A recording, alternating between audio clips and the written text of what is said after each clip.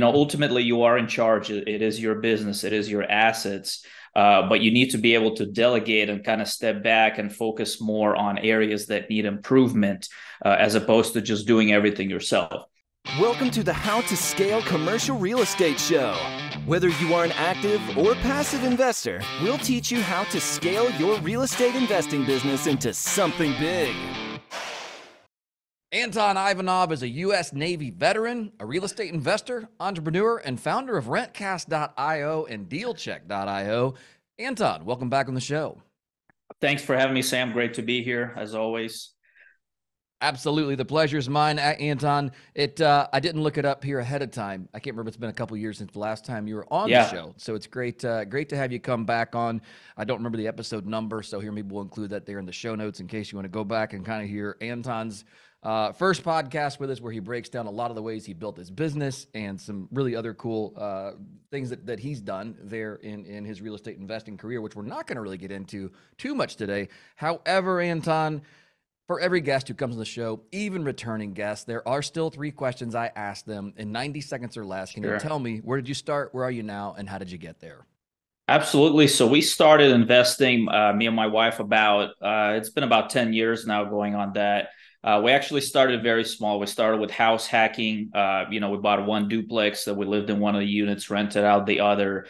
We moved on to some out-of-state turnkey investing in single-family properties. And then most recently, we were buying commercial multifamily in commercial and like fourplex residential multifamily in Kansas City, Missouri. So we've had kind of a very more slower growth, I like to say it, but it was more manageable. It helped us make, some smaller mistakes, learn from them, and then move on to bigger deals over the years. And we've covered a lot of this with you, Sam, on the last podcast. So again, I'm a big proponent of kind of not jumping into necessarily the biggest deals, if you prefer starting smaller and learn from that. And yeah, we've been super happy with that lately, and kind of what I wanted to focus on this show. We've spent a lot of time on focusing on improving our operations, and kind of increasing the cash flow of the existing units we have. We have 42 units right now spread out across 3 places: Atlanta, San Diego, and then the bulk of our portfolios in Kansas City, Missouri. And yeah, just the market recently has been a little bit tougher. Obviously we have still prices are pretty up there. They haven't softened up as I would have expected them by now. And then the rates are high. It's just kind of a tougher environment, in my opinion, for acquiring new rentals. So I think it's a great time to focus on operations, because I think it's oftentimes neglected by some investors that just kind of focus on more and more deals, more and more units in their portfolio. But I think you can get a great ROI in your time and kind of effort by just focusing on what you already have.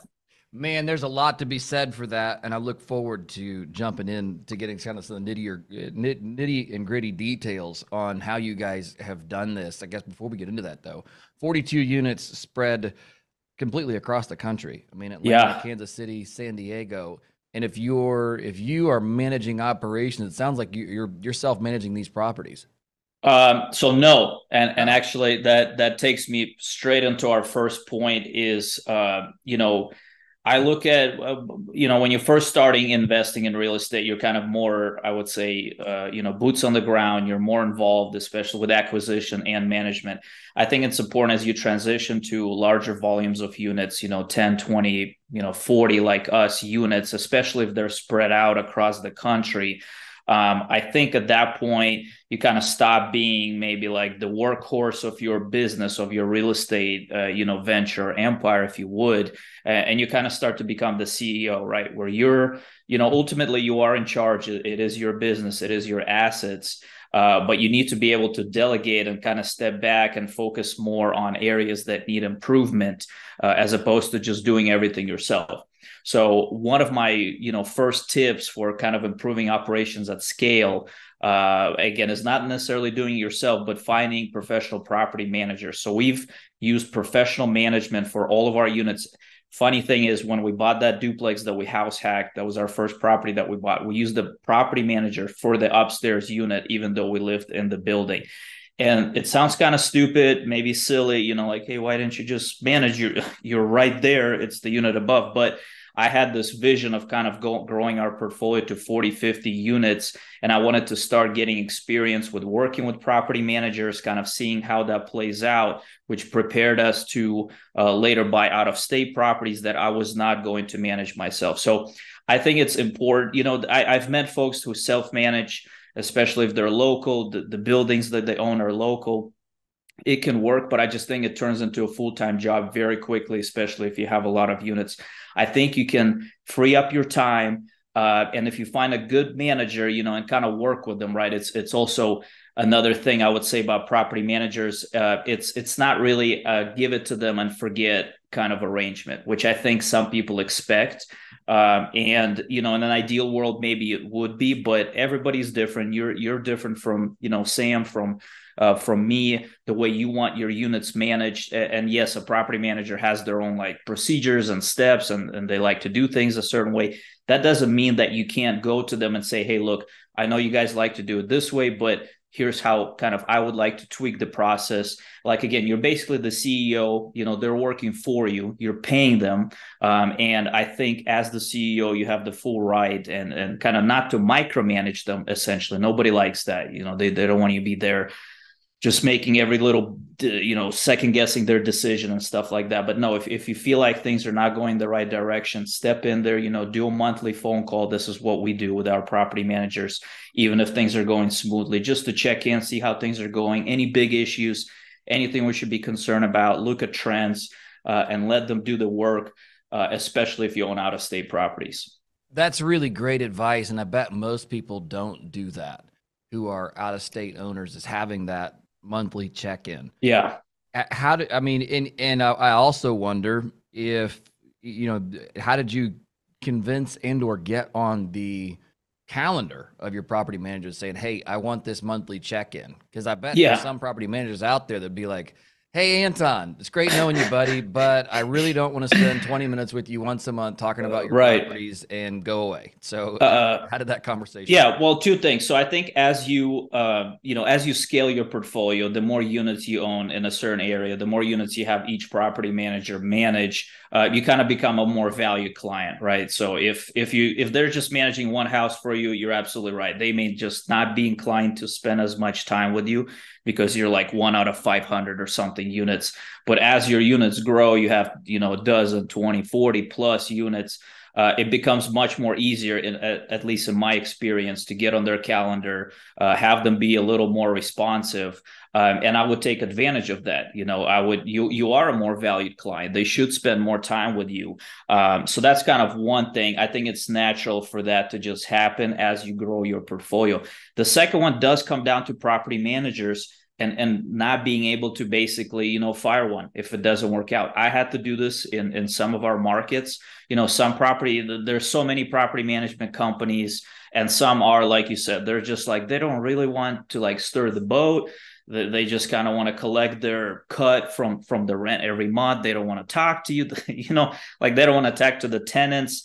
And in my opinion, those are usually not the best property managers. Like, I don't think, again, a property manager should be like always shaking things up, but they should be responsive. Communication is like one of the keys that I always looked in property managers. If your property manager is not responding to your emails, phone calls, whatever, I bet they're not doing that with the tenants also. Like, there's probably some like communication issues with the tenants, and that's what you don't want. Because to me, like, how they talk to me is, you know, kind of relates to how they talk to the tenants. And I want a property manager that will talk to the tenants, be responsive, like stay on to date, because that's how you increase tenant satisfaction and retention, which actually takes me to our next point very, very nicely, is how do you improve operations and kind of efficiency of your portfolio, is minimizing vacancy.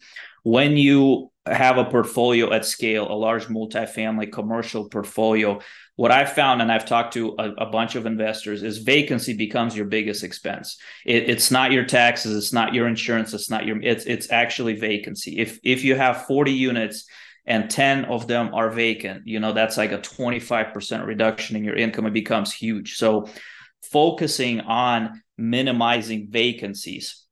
And there's many different aspects to this, right? It's both basically, you know, when you do have vacant units, You need to get efficient at filling them. And this comes down to having a very good unit turn process.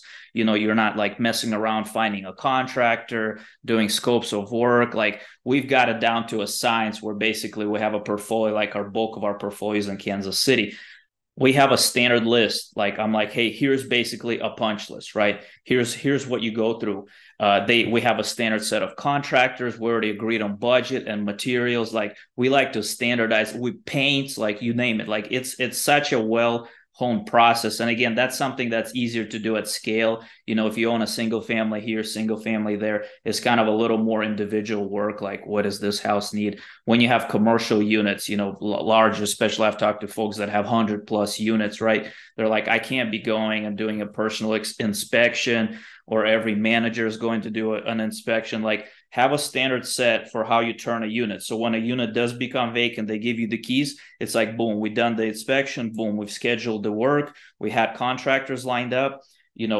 Week 2, it's done. The work is done. We can release it. We already know what we're leasing it for. We already have a kind of a marketing plan. We know where to post these properties, and with the unit is vacant for a weeks, 2-3 weeks, like max. As opposed to sitting there on the market, because again, every month that you're not collecting rent, you're losing a ton of money.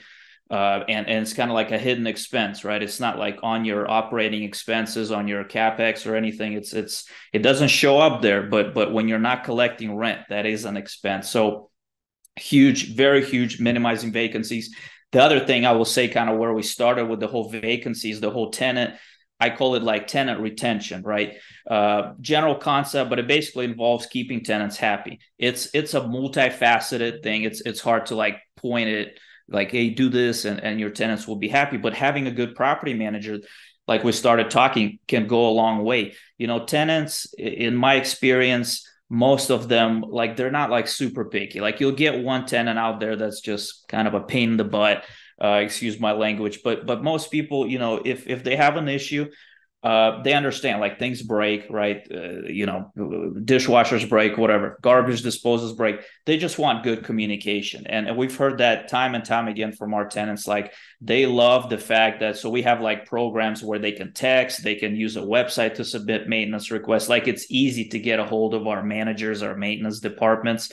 And I think that alone can go a long way to like keeping tenants happy and keeping them in your units, as opposed to like, always moving out because they just, they ask for something to get fixed and it's been weeks before somebody even called them back. Like that's not the experience you want. So just work with your property manager, establish some programs. They can be very simple. Like you don't have to send them gift cards, or like, I've heard like some landlords do like crazy stuff like that. They'll send them a birthday gift, send them a Christmas gift. If you have the capacity and kind of to do that, like, yeah, I think it'll be great, at least a little postcard or something like that. But even just the basics, be responsive. If they have issues, work with them on the issues, just be reasonable with the tenants, keep them happy, put yourself in their shoes.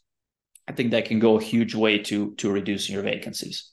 You've brought up a lot of things that I would feel are more on the property manager things to do, such as having text messages, hey, I can text and say something broke or this or that. How are you how are you having these discussions with your property managers and saying, hey, these are systems we want to implement? So you're absolutely right. So I'm not doing these myself. I'm not out there like with my phone number giving it to the tenants. No, this is exactly like the first thing. I think having a good property manager, having a good relationship with your property manager, and then finding one that is willing kind of to work with you if they don't have these systems to implement them. That's like one of the keys. And that's why I started with that as my number one point. A property manager at a scale, like with a larger portfolio, can make or break, your basically success, your long-term cash flow. So again, it's more like an art form. I can't tell you like, hey, go on Yelp or something like that, look for these keywords, find a property manager. Like it's been like a bit hit or miss for us. We have started with some companies that were doing okay. Then we got to a certain point with kind of our larger volume that we found, hey, you know what? This is just not working. I would say the best thing that helped us was I only find property managers now through referrals. We haven't entered a new market in a while, but I would never like go on Google or Yelp or whatever and just grab a random company. I just think that's, the chances of you finding a really good one are pretty low. I would definitely, if you're in a new market, you've never invested there before, I would try to network and connect with other investors, property groups, like whatever. Find a little circle, little local meetups, and then ask who they use for property managers. Find out how big their portfolio is. So it kind of matches what you're doing, because again, a property manager who like specializes in single family is going to be different than somebody who manages like 100+ unit, apartment complexes. Like you need to find a manager that like fits what you're trying to do. And then again, it's just about establishing a relationship. When you come into it, I would ask them questions like, hey, how open are you guys to doing a phone call with me every month? Like it's a question that you can easily ask during like your initial vetting process with the property manager. All these questions like, hey, well, how do you guys handle maintenance? Like, is it a website? Is it just a form? Like, do they have to call? So I actually have, I think, like a property manager checklist or interview questionnaire. Maybe we can throw that in the show notes, that like covers a lot of these bases, and should give you a better understanding of how they do things. Because you want to find a company that already has a lot of this stuff in place, and really good property managers, they do. Like they're not going to be, like set and forget. They will have these programs because it's in their best interest too. Like most property managers don't collect money when the units are vacant. They want to keep the tenants, keep them happy, keep the owners happy. So a good property management company is probably going to have a lot of this stuff already. It's just, again, a matter of finding one, which is not easy, but it is possible. Right. No, I love it. That's very, very helpful. Finding a property manager, I think you said it, but just to recap, but finding the property manager that matches the property type you're looking for them exactly to manage, and has experience in that. Because there's, like you said, it's a wildly different skill set for a 100 or 200 unit apartment complex than it is for 100 single family homes spread around the city. So that's really, really helpful. Can I go back to the vacancy? Yeah. The first thing that you hit on as a way to, improve operations. And of course, I also like what you said there when you said that, hey, if you're not collecting rent, it doesn't show up as an expense, other than your top line revenue number is smaller. But there's not a number, there's not like a line item says, hey, you didn't collect rent and here's how much money you lost. Which would be kind of helpful, I would think. Yeah. Well, we tend to put it up higher, like before the operating expenses, right, on the net NOI worksheet. So right. Yeah. Somehow it needs to be like above the top line, like here's your minus for all your vacancy. Right. But anyway, I digress. The question I had for you, outside of quick turnovers, that sounded like one thing that you said that you guys are really, really honing in on, is if you have a turnover, it's done very, very efficiently. What else are you doing on that front in order to, and of course, your second comment, which was retention, which is also, part and parcel of minimizing vacancy, is keeping the tenants that you have. Is there anything else on that minimization of vacancy that you guys are actively doing that maybe our listeners can employ? Yeah, I would say, and kind of this, I actually had a third point that this will take us in there nicely. Okay. So this is more on the retention side. So again, keeping the tenants happy with simple things like communication, maintenance. The other thing where I think landlords struggle, and we have to, is the whole like lease renewal and rent, like where to keep the rent. Because, if the tenant is happy, a lot of times though, it still comes down to what do you charge them in rent? If you're like overcharging them way above market, they're going to shop around, they're going to move, right? So, but where do you do it? Or I've met landlords that are like on the opposite. They'll be like, I haven't raised rent for this tenant in 10 years, and I'm happy and they're happy. I think, with that, there's a medium right there. So, my philosophy is I do want my portfolio to kind of keep track with the market rents, right, over a long period of time. So I'm not a big proponent of not raising rent for tenants for like decades. It's just, I think there's really no reason to do that. Yes, maybe you'll lose some absolutely exceptional tenants, but if you actually do the math of how much potential rental income you lost over the course of whatever, 5-10 years, you didn't raise the rent on them, even if you factor you'll have a turnover on the new tenant, it will work out better in your favor, in my opinion. Right? It comes down to a little bit into like your personal philosophy and all that stuff. But just mathematically, I think you'll do better to keep track with the market rents for your portfolio overall. Now, what we tend to do for our own portfolio is we would be a little more aggressive when leasing new units, right? So if we have a vacant unit, we'll do a market analysis. Now, by the way, I'll do a plug here. So we have a RentCast.io platform. You go on RentCast.io, you don't need an account. If you have a resident, so it's currently only for residential properties like apartment complexes. We don't quite support industrial or warehouse or retail on the commercial side yet. But if you have residential, both small multifamily and larger commercial properties, you can plug in an address, the property size, type, and it will give you a rental analysis, like a rental CMA report with what the rent should be, what are the rental comps and stuff like that. So there's like really no excuse with today's tech, is where I'm getting to, with not knowing what the current market rents are. And a good property manager should have a ping on that as well. Like they should know, what kind of properties would rent for. So basically when we're leasing new units, we already had a vacancy, we did a turn, especially if it was kind of like a decent rehab, it's in good shape, we'll be a little more aggressive, meaning like we'll list it pretty close to what we think market rent is, maybe a little bit under, but it'll be like pretty up there. And, we'll kind of judge rental demand. Obviously, that's another thing with kind of working with your leasing agent for minimizing turnover is like, I've seen property managers that will just throw a rental number on there. Like they think it should rent for, I don't know, 1,200. And then they'll list it, and then it's like crickets, and they just keep the listing on, and they keep the listing on. Maybe they get one showing. Like, no, like we tell the leasing agents, like, hey, if you list it for a week, you should get like at least 5-10 showings, whatever it is, depending on the year. Like you should get interest. If you're not, then it's too high. Like it's as simple as that. It's not like your pictures or, you know what I'm saying? Because markets also change so rapidly. Like you can look at long-term trends, which we show on the RentCast website. You can actually look at like zip code and where the rents are going, but they change like too quickly. They're seasonal. There'll be less demand in the winter. Like for example, around the holidays, usually nobody's moving. Then there's like more demand like in the summer when people tend to move, right? So you just have to be like really on it. Your leasing agents should be, not necessarily you personally, but just do little adjustments, and then you get more showings. You fill kind of the vacancy. So we're a little more aggressive on the leasing of new units. We're a little less aggressive on renewing leases. So we typically do 1-year leases, sometimes 2, but we'll kind of look at the tenant, and if they're paying, that they're good. If their rent is kind of pretty close, like if it's a new tenant, maybe they leased a year ago, sometimes we'll skip a year. We just won't even do an increase. I'm not a big fan of like just doing $50 a year every year, like something regular. We will actually see what they're paying, what their history is, what would we lease that unit for, if it was like vacant, if we just did market rent, and if it's within like 10 to 12%, I mean like 10 to 15, even sometimes 20% within market, we will leave it alone. We will maybe bump it up, but we will kind of always trail the market rent on lease renewals basically by about like 15%, sometimes even more for good tenants.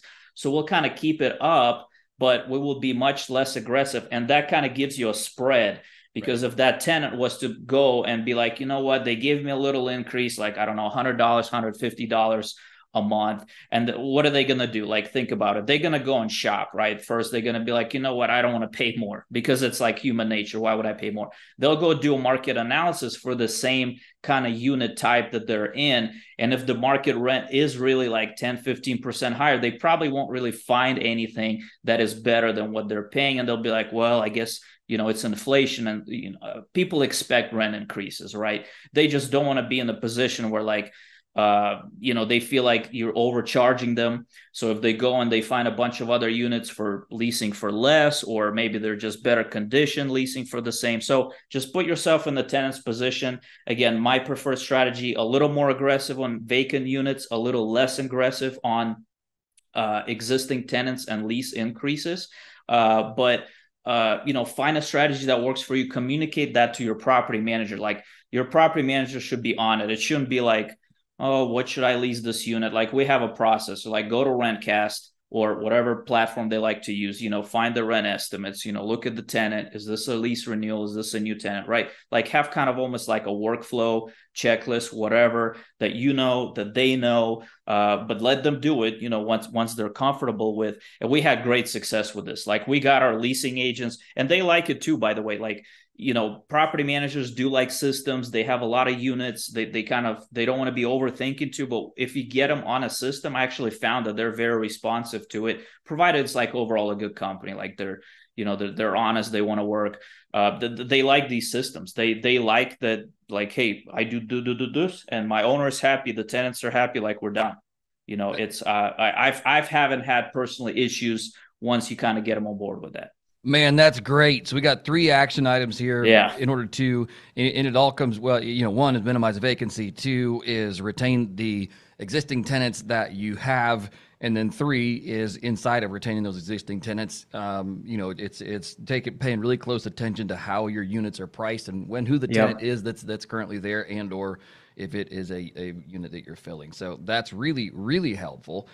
What has been I know you'd mentioned this maybe off air and maybe you'd mentioned it on air, but I think you told me that there was a certain percentage that you've really increased the top line revenue to your business without adding more units here, just implementing this strategy. Yeah, I think I haven't done the math exactly today, but I think over the so we haven't bought new units, I think for 2 years, and it's primarily because of COVID, and kind of the market was really up there, with the prices, then the rates start going up. So we've really focused on operations, because I feel like as a real estate investor, you always should be focusing on something. Again, like you're the CEO, like you shouldn't be just sitting around, collecting your paycheck, which is nice, but and a great time if you feel like the market is a bit saturated, not the best interest rate environment, focus on operations. We've grown our top line revenue and our cash flow because of that by over 20% by doing these tips. Wow. So by focusing on vacancies, working with our property managers, and kind of really keeping up with market rents, I think over the last couple of years, we've increased cash flow by over 20% without buying a single unit. And I think unless you're like really on what we just talked about, probably almost any investor, any building, any asset can use something from that. And these are just like a few tips. There's obviously like cutting costs and improving your like maintenance and all that stuff that you can get into. But I would basically look at your your profit and loss for each asset or for your whole portfolio, and just work through every number. Like it starts with rent, then it's your vacancies, then you jump into your expenses, and just look at, criticize every number. Can I increase this number? If it's rent, can I decrease this expense number? Like scrutinize, like just brainstorm. It's actually kind of cool and like fun, in my opinion. Like you'll be surprised. Like we've even, this is kind of a little offside, but we've done like things like we went to our utility provider for trash collection. We said like, hey, we have all these units, like we have 30 plus units you guys are servicing. Can we get like a 20% discount? And I don't think we got 20%, but we got like 15% discount for like no reason. Like it's just a matter of just asking for it, just brainstorming it, increase your top line or decrease your expenses, and just see your cash flow, balloon without actually increasing units. And then you can apply this over and over again to new units you buy down the road. So it's like you're setting your current portfolio up for success, but you're also preparing to basically maximize the profit and cash flow of future acquisitions, which I think is huge, especially like, if the environment of the market is a little more tougher and maybe investors are passing over these buildings because they're like, hey, the numbers don't really work. You can look at them and you'll be like, you know what, I can make this work because I have this whole toolkit for improving my income and reducing my expenses. Anton, thank you for taking the time to come back on the show today. This was certainly insightful. I love the way you guys think about property management, how you interface with your property managers. Again, you've given us several just awesome, very tangible action item steps that we can take here. If our listeners want to get in touch with you and learn more about you, what is the best way to do that? Yeah, so check out I already mentioned our rentcast.io platform, great for looking up rents and tracking your portfolio. We also have our dealcheck.io platform that's for property analysis on new acquisitions. And if you want to get a hold of me, just send me an email to anton@rentcast.io. I actually reply. I get a ton of emails, but I reply to all of them. Just may take me some time. If you have questions about our software or about real estate, feel free to hit me up. Fantastic. We'll include that there in the show notes. Anton. What was it? Anton at rentcast.io. Anton at rentcast.io. Yep. I know I was messing that up somewhere. That's Anton, okay. Thank you again for your time today. I do appreciate it. Thank you, Sam. It's always a pleasure. Hey, thanks for listening to the How to Scale Commercial Real Estate podcast. If you can do me a favor and subscribe and leave us a review on Apple Podcasts, Spotify, Google Podcasts, whatever platform it is you use to listen, if you can do that for us, that would be a fantastic help to the show. It helps us both attract new listeners as well as rank higher on those directories. So appreciate you listening. Thanks so much and hope to catch you on the next episode.